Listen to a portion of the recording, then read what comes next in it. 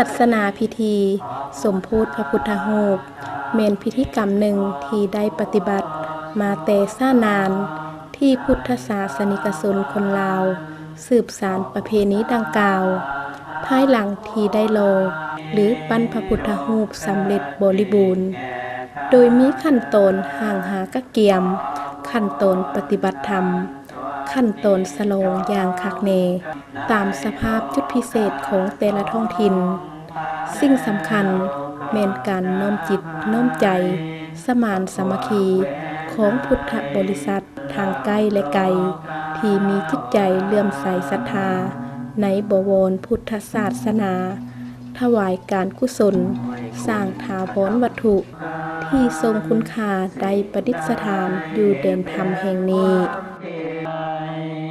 ปฏิบัติเจริญจารีตด้วยเลื่อมใสธรรมของทางคนมาทำวันน้อมนำเกิดปัญญาภาคุณสาวกาสาพระพุทธรูปองค์ใหญ่ปางสนมานที่วัดภาษา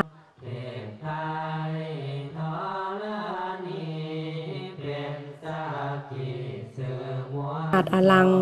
เมืองเฟืองแขวงเวียงจันทน์ภายหลังสร้างสำเร็จบริบูรณ์ก็ได้กำหนดมือตั้งมือสมโภชและได้ร่วมอุปโมทนาป้อนใจพระรักษาศีลตลอด9 มื้อ 9 คืนศาสนาพิธีตอนหัวค่ำเริ่มด้วยไหว้พระรับศีล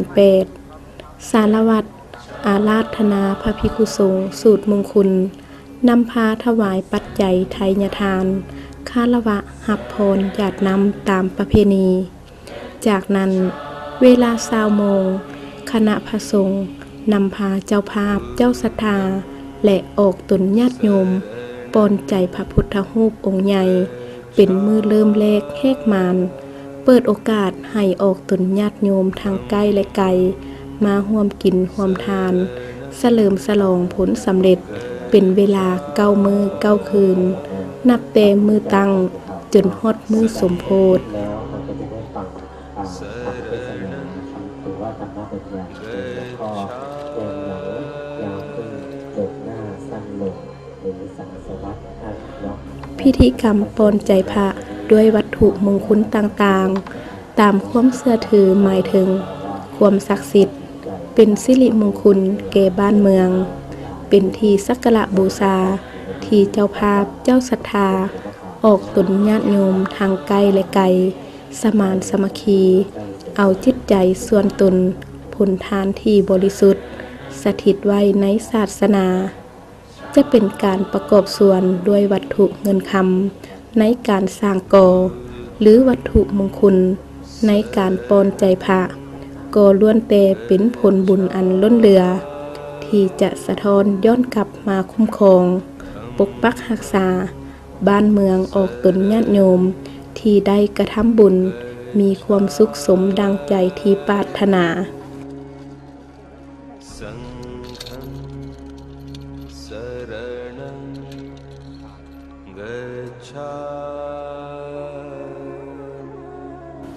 วัตถุมงคลในการบูชาเพื่อปอนใจพระมีหลายชนิดให้เลือกเป็นต้นกอเมนดาบเงินดาบคำค้องกองแซงมีดพระประจำวันเกิดและอื่นๆซึ่งวัตถุมงคลแต่ละชนิดมีความหมายที่แตกต่างกันไปตามชื่อเสียงเรียงนามของวัตถุถ้าบูชาแซงก็จะเป็นผู้มีชื่อเสียงผู้คนนับถือถ้าบูชาดาบเงินดาบคำก็จะเป็นผู้เก่งกล้าชนะมารทั้งปวงถ้าบูชากองก็จะเป็นผู้ที่โด่งดังเหล่านี้เป็นต้น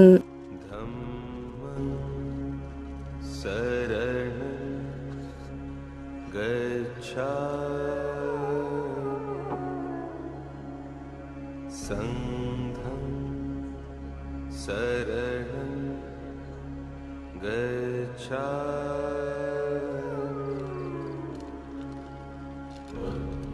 มิ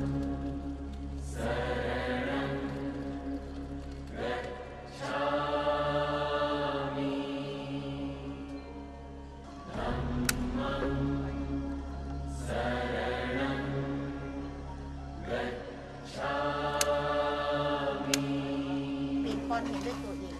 บ้านตรงแม่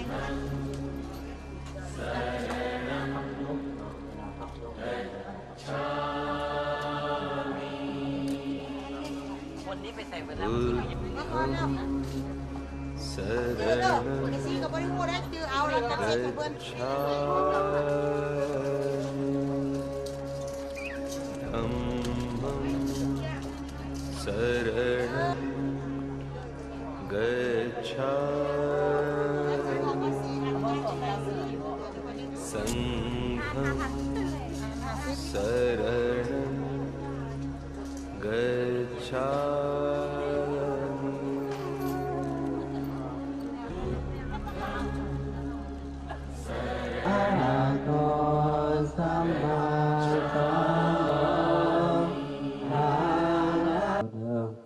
พุทโธสัพพัญโยตายาโนธัมโมโลคุณตาลาย พิธีกรรมในมือตั้งสมโพธิพระพุทธรูปหรือว่าพระเจ้าใหญ่หลังจากที่ได้เปิดโอกาสปนใจพระในมือแรกแหกมาแล้ว เวลาต่อมาเนื่องในโอกาสมือตั้งบุญกงกับค่ำคืนวันส่งท้ายปีเก่าต้นรับปีใหม่และเพื่อให้เข้ากับบรรยากาศดังกล่าวคณะพระภิกษุสงฆ์นำพาออกตนญาติโยมปฏิบัติธรรมสูตรมนต์ข้ามปีจนถึงแจ้งสว่างปีใหม่สากลซึ่งคาถาบทสูตรมีหลากหลายสารพันเนี่ยที่บ่อาจจะกล่าวได้โดยทั้งหมดเฉพาะในเวลาก่อนนับถอยหลังคณะพระสงฆ์นำพาสูตรส่งท้ายปีเก่าปัดเป่าสิ่งบ่ดีออกไป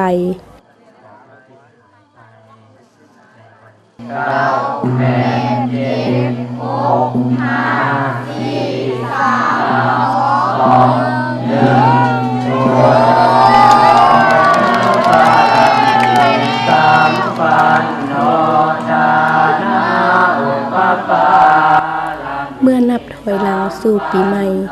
ก็นำพาสูตรหับพรต้นหับปีใหม่และไต้ประทีปโปรยโคมไฟสู่ท้องฟ้าเสียงภาวนาสูตรมนต์ดังโกงกลางวานแสงประทีปหุ่งแจ้งสว่างสบายดีออกตนญาติโยมภาคภูมิใจเป็นอย่างยิ่งที่ปณิพานตนสู่ทางธรรมในโอกาสส่งท้ายปีเก่าต้นรับปีใหม่สากลปีนี้ซึ่งค่ำคืนนี้บรรยากาศขณะนี้ได้รับพรแต่สิ่งดีๆสร้างว่ามีความสุขเหลือพรรณนาที่ออกตนญาติโยมทั้งหลายต่างก็แสดงความปิติยินดีที่ได้เข้าร่วมพิธีกรรมทางธรรมในครั้งนี้และครั้งต่อๆไปดังบรรยากาศตัวจริงสัมปันโนเนคัมมาอุปปาลามิสัมปันโนเนคัมมาปาลามาทาปะบารมีเป็นประเพณีหรือว่าเป็นพิธีของหรือว่าเป็นสักการะเป็นมือใหม่ๆคาถาสูตรมนต์ข้ามปีนอกจากสูตรส่งท้ายปีเก่าต้นรับปีใหม่แล้วยังสูตรสารพันต่างๆเช่นสูตรระลึกถึงคุณพระพุทธพระธรรมพระสงฆ์คุณบิดรมารดาสูตรพระประจำวันเกิดให้แก่ออกตนญาติโยมอีกด้วยพอฮู้แจ้งก็ให้ระลึกตั้งจิตอธิษฐานในการงานสุขภาพอยู่ดีมีสุขศรัทธาในพระพุทธศาสนาและคอยๆมื้นตาหับแสงอรุณวันใหม่ด้วยความยิ้มแย้มแจ่มใสจิตใจเบิกบานแต่เริ่มแรกแหกมานสิ่งดีๆแต่หัวปีกลางปีท้ายปีและปีต่อๆไปอนาคตข้างหน้าหรือปัจจุบันออกตนญาติโยมทั้งหลายจงสุขสมดังปรารถนาทุกประการนั่นเถิด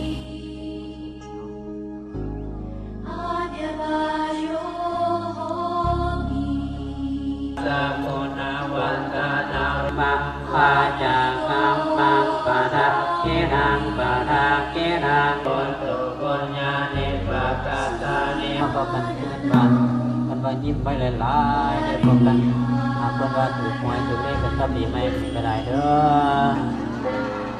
ให้เพื่อนจะให้เวลาเอาเสียนี่ละให้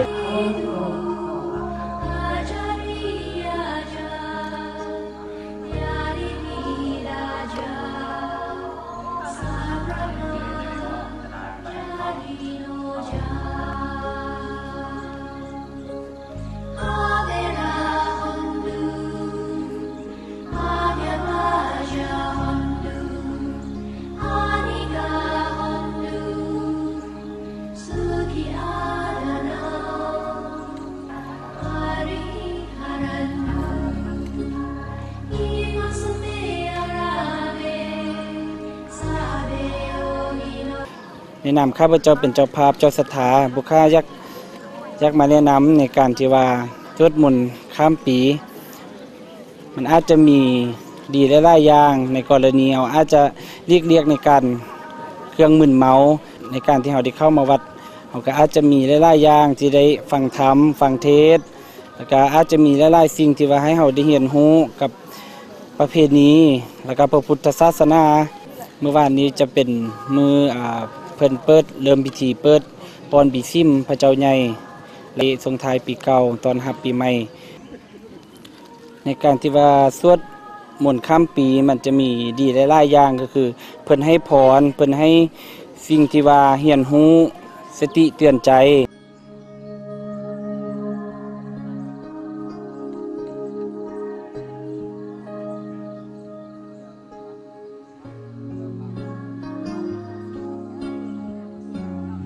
พิธีกรรมสูตรมนต์ข้ามปีจบลงด้วยบรรยากาศใส่บาตรเปิดโซกเปิดใส่เนื่องในวันขึ้นปีใหม่คารวะหับพร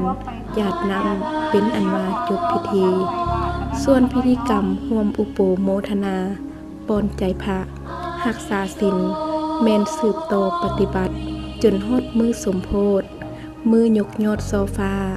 กงกับมือขึ้น2 ค่ำเดือน1 ลาวซึ่งก้นถึงระยะดังกล่าวมีหลากหลายพิธีกรรมด้วยกันในแต่ละมือเส้นสูตรใส่บาตรถวายประทานข้าวเปลือกบุญกองข้าวถวายกุฏิเทลาพิเศษพุทธพิเศษเหล่านี้เป็นต้น ทางในการเข้ามาถือศีลรับพรเฮ็ดบุญปีใหม่ในครั้งนี้ของเราก็ถือว่ามีผลดีหลายส่งเสริมทางพุทธศาสนาเฮาอิ่มอกอิ่มใจสร้างบารมีของตัวเองครอบครัวออกตรงญาติโยมหลายคนก็มีความรู้สึกเบิกบานในการทำศีลทำทานในครั้งนี้เนาะถือว่าปีนี้ข้าน้อยที่ได้มาร่วมสวดมนต์ข้ามปีเนาะที่วัดนี้ก็ถือว่ารู้สึกว่าดีกว่าการที่เฮาจะไปเฉลิมฉลองเนาะที่บ้านอาจจะข้าน้อยเคยอยู่ในทางโลกเนาะแต่ก่อนมาก็คือสวดมนต์ข้ามปีด้วยการเฉลิมฉลองดื่มเหล้าดื่มสุราเนาะก็คือว่าอันนั้นก็เป็นอีกความสุขนึงแต่กับแป๊บเดียวก็ผ่านไปแต่กับบ่ได้ยังเกิดขึ้นเลยเนาะก็ได้แต่เมา แล้วก็เสียสุขภาพแต่แตกต่างที่ปีนี้ค่ะพระเจ้าเนาะข้าน้อยเองก็ได้ตัดสินใจมาบวชชีพราหมณ์เนาะแล้วก็ได้มาสวดมนต์ข้ามปีในวัดแห่งนี้ถือว่าสิ่งที่แตกต่างก็คือได้ทั้งอิ่มบุญทั้งความสุขฮู้คุณบิดามารดาและก็ทางพระพุทธพระสงฆ์พระธรรมเนาะก็ยักส่วนญาติธรรมได้ไล่ส่วนภาคส่วนที่ว่าเข้ามาเริ่มตั้งแต่เมื่อวานนี้เป็นต้นไป5 ฮอด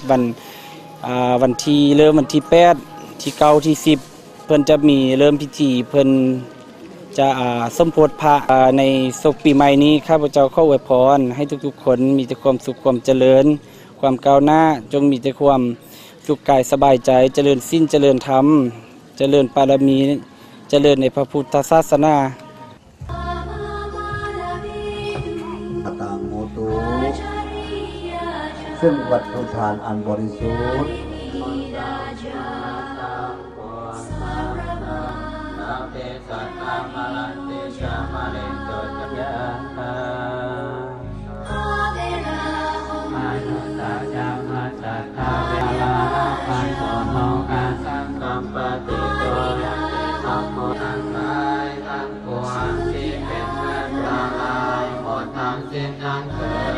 ที่เกิดเป็นสาราพุทธา